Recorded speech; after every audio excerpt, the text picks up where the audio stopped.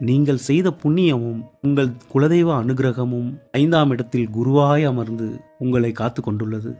உங்கள் பிறப்பு ஜாதகத்தில் திசாபுத்திகளே சரியில்லாமல் இருந்தாலும் கூட 5ஆம் இடத்தில் உள்ள குரு பகவான் உங்கள் பூர்வ புண்ணியத்தின் வழியாக உங்கள் கர்மா உங்களுக்கு கொடுக்க வேண்டிய தண்டனையை கட்டுப்படுத்தி கொண்டிருக்கிறது. குருவின் பார்வை மட்டும் இல்லை என்றால் இவ்வளவு மன அழுத்தத்திற்கும் பிரச்சனைகளுக்கும் இடையில் வாழ்க்கையே வேண்டாம் என்று சென்றிருப்பீர்கள். பர்ஃபெக்ட் டைம், சரியான நேரத்தில் நீச்சல் தெரியாமல் தண்ணீரில் குதித்து உயிருக்கு போராடி கொண்டிருக்கும் ஒருவனுக்கு அவன் உயிர் போகும் தருவாயில் கிடைத்த உறுதியான கரமே குருவின் பார்வை.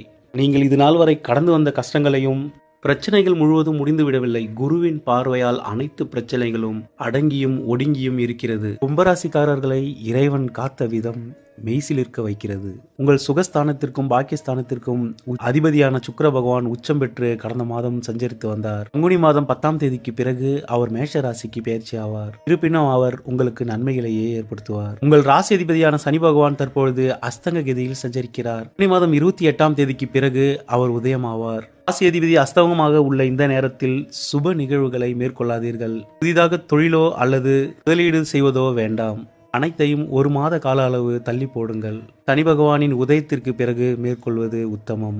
இந்த மாதத்தின் இறுதி வரை செவ்வாய் பகவானும் புதன் பகவானும் உங்கள் ராசியிலேயே சஞ்சரிப்பார்கள். செவ்வாய் பகவான் 3ஆம் இடத்திற்கும் புதன் பகவான் 8ஆம் இடத்திற்கும் அதிபதியாக வருவதால் உங்கள் ராசியில் இருக்கும் வரை டென்ஷன் மற்றும் அலைச்சல்கள் இருந்து கொண்டே இருக்கும். மாதத்தின் பிற்பகுதியில் இவர்கள் இருவரும் மீன ராசிக்கு பயிற்சியாகி விடுவார்கள். பங்குனி மாதம் பிற்பகுதியில் நன்மைகள் பல ஏற்படும் மாதமாக அமைகிறது.